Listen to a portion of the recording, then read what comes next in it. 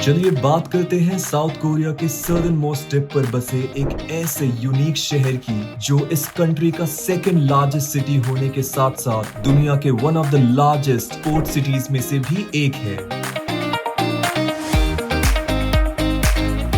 ये फेमस है अपने रंग बिरंगे घरों के छतों के लिए और ऊपर से देखने पर लगता है कि किसी ने इस पूरे शहर को वाटर कलर से पेंट कर दिया हो।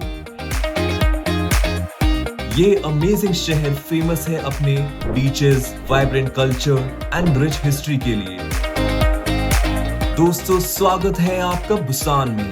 आपने famous Korean film train to Busan के बारे में तो सुना ही होगा। जी हाँ, ये वही बुसान है। शायद आपने पहली बार बुसान के बारे में इसी फिल्म में सुना होगा, पर मेरे इस जगह जाने का मेन रीजन था एक ऐसे विलेज को विजिट करना जिसे कोरिया का माचू पिचू भी कहा जाता है। इससे पहले मैंने साउथ कोरिया की कैपिटल सोल घूमा, फिर यहाँ का largest island Jeju island and then अब बुसान घूमने आया हूँ। ये सारी वीडियोस आपको मेरे चैनल पर मिल जाएंगी और आगे आने वाली वीडियोस के लिए कर दीजिए मेरे चैनल को सब्सक्राइब। चलिए इस रंग बिरंगे ट्रिप को शुरू करते हैं।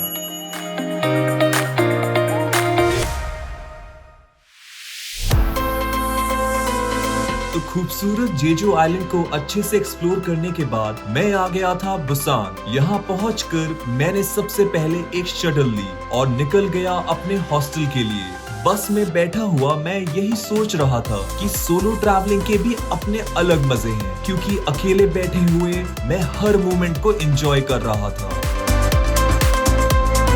मैंने जब बाहर देखा तब कुछ लोग कोरियन हार्ट का साइन बना रहे थे।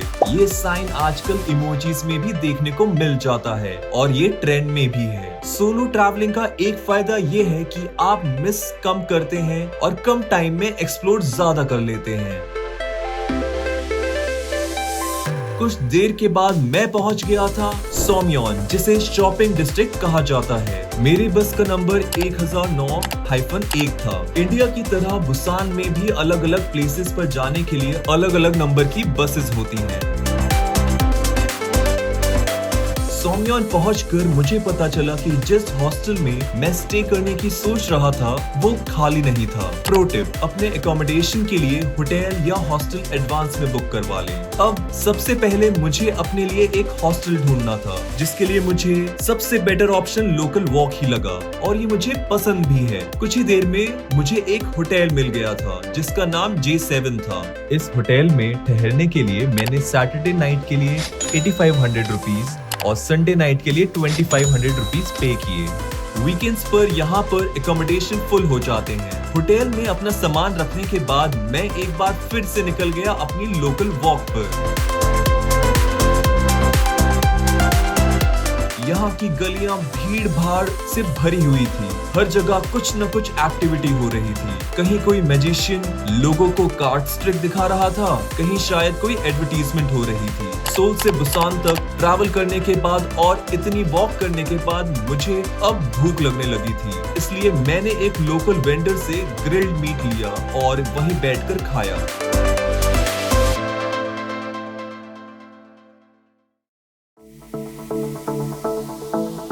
अब मुझे थकान होने लगी थी और मैं अपने होटल वापस जा रहा था, पर होटल जाते हुए मुझे रास्ते में सोमयोन अंडरग्राउंड मार्केट दिख गई और इस मार्केट को बिना विजिट करे मैं होटल नहीं जाने वाला था। आपको दिल्ली के पालिका बाजार के मार्केट के बारे में तो पता ही होगा। ये मार्केट भी वैसा ही कुछ लग रहा था। इस मार्केट में आने के बाद मुझे ऐसा लग रहा था जैसे मैं किसी मॉल में घूम रहा हूँ। इसके बाद मैं वापस अपने होटल लौट गया क्योंकि मैं काफी ज्यादा थका हुआ था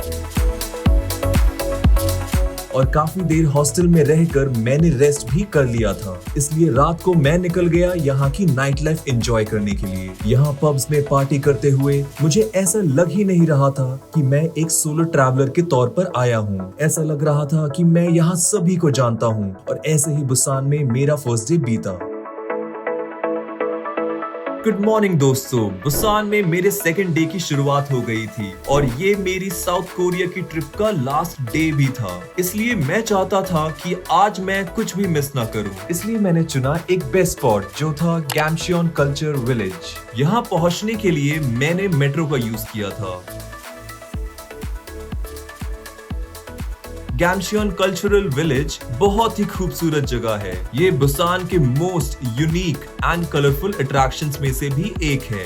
ये विलेज इनिशियली एक poorly build Hillside neighbourhood settlement थी जो रेफ्यूजीज के द्वारा अर्ली 1950s में कोरियन वॉर के टाइम पर बनाई गई थी। इसे माचू पिचू ऑफ कोरिया या सैंटोरिनी ऑफ कोरिया भी कहा जाता है। आगे बढ़ने से पहले मैं आपको एक प्रो टिप देना चाहूंगा। अगर आपको वॉक करना पसंद है तो आप इस डेस्टिनेशन को चूज करें, क्योंकि हिली एरिया होने की वजह से आपको अच्छी खासी चढ़ाई करनी पड़ेगी। मेट्रो से बाहर आने के बाद मैंने थोड़ी वॉक करी और मैं बिल्कुल सही रास्ते पर पहुंच गया जो सीधा गैमशियन विलेज की तरफ जा रहा था। अब मेरी चढ़ाई शुरू हो गई थी। क्रिएटिविटी से भरी ये जगह मुझे और ज्यादा अट्रैक्ट कर रही थी। थोड़ी हाइक करने के बाद मैं ऐसे स्पॉट पर पहुंचा जहां एक मैप लगा हुआ था जिसके नीचे लिखा था the trail of life. Artistic दीवारों और क्लीन सड़कों से होते हुए मैं फाइनली गैमशियन विलेज पहुंच गया।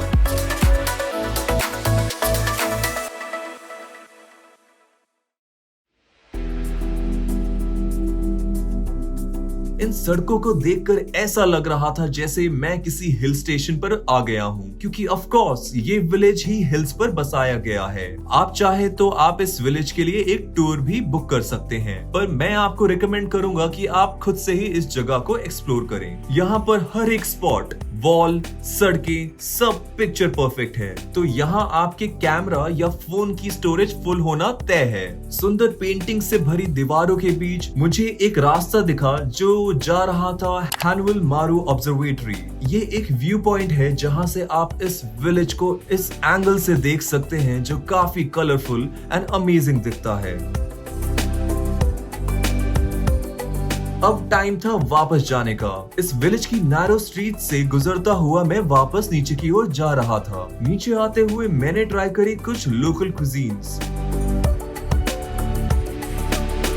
यहाँ कदम कदम पर मुझे ऐसे स्पॉट्स दिख रहे थे जहाँ लोग रुक रुक कर फोटोज क्लिक करवा रहे थे, पर मैं रुका एक ऐसे स्पॉट पर जहाँ मल्टी कलर स्टेयर्स थी जिन्हें देखकर मुझे मेरी ब्राजील ट्रिप की याद आ गई थी जिसमें मैंने सेलेरॉन स्टेयरकेस देखी थी।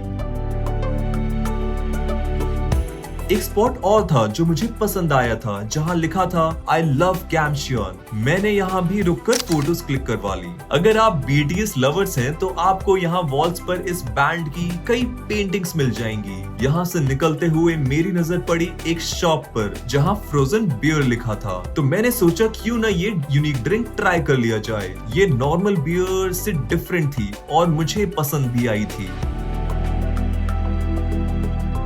इसके बाद मैंने एक कुजीन और ट्राई करी। ये खाता हुआ मैं बैठ गया बस में और इस ब्यूटीफुल विलेज को अलविदा कहकर निकल गया नेक्स्ट स्पॉट के लिए जो था सोंगडो स्काई पार्क।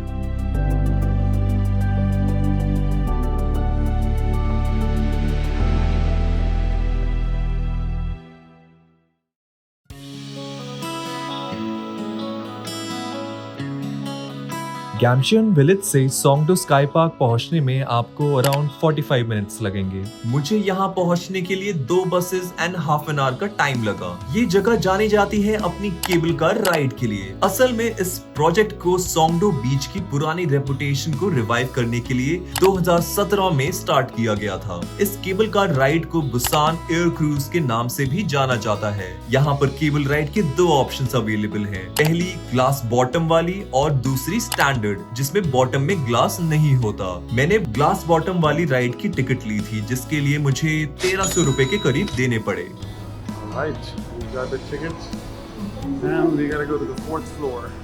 टिकट्स लेने के बाद मैं 4th फ्लोर पर चला गया था जहां से मैंने अपनी राइड की शुरुआत की। यहाँ ऊपर से मैंने बहुत ही अमेजिंग सी व्यूज और आसपास की क्लिफ्स के ब्यूटीफुल व्यूज देखे। ये राइड काफी थ्रिलिंग था, जिसको करते हुए मुझे डर भी लग रहा था लेकिन एक्साइटमेंट भी थी। अब मैं पहुंच गया था दूसरी तरफ, जो है सोंगडो स्काई पार्क। ये जगह फैमिली एंड किड्स के साथ एंजॉय करने के लिए परफेक्ट है।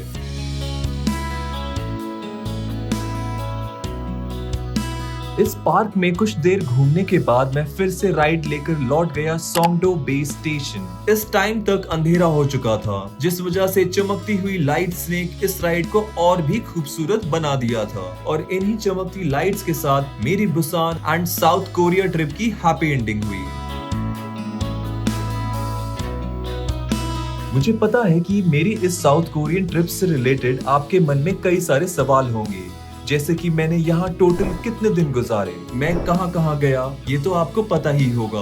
बट मेरी इस ट्रिप पर टोटल कितने पैसे खर्च हुए, ये सवाल भी आपके मन में होगा। इन सब के अलावा यहाँ रहना, खाना पीना, ट्रांसपोर्ट, लोकल टूर्स, इन सब की जानकारी लेकर आने वाला हूँ मैं अपने नेक्स्ट वीडियो में, जो होने वाली है एक complete itinerary of south Korea. तो वो वीडियो आपसे मिस ना हो जाए, इसके लिए मेरे चैनल को सब्सक्राइब कर दीजिए और इस वीडियो को लाइक कर दीजिए। मिलता हूँ आपसे south Korean complete guided tour में, तब तक के लिए बाय बाय।